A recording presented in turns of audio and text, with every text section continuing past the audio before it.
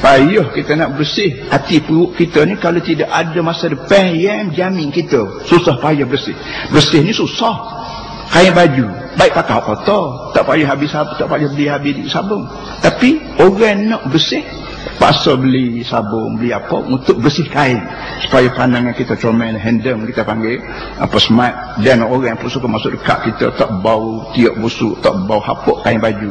Jadi sebagaimana kain baju bersih kan susah sikit nak boleh kebersihin wajah dobi pun sekali, hati perut bersih lagi susah. Apa kita kata puasa. Puasa ni satu daripada cara membersihkan diri. La'allakum tattaqun.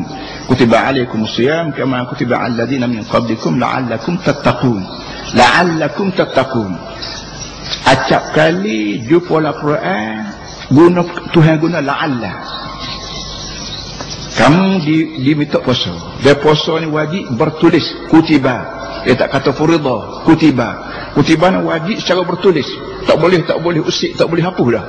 Tujuan apa puasa? La'allakum tattaqun, supaya kamu boleh jaga daripada neraka. Tattaqun ambil keadaan waqa, yaqi, wiqayah. Amba sebut bahasa Arab sikit tu kerana sekarang ni makin ramai anak-anak kita yang belajar bahasa Arab.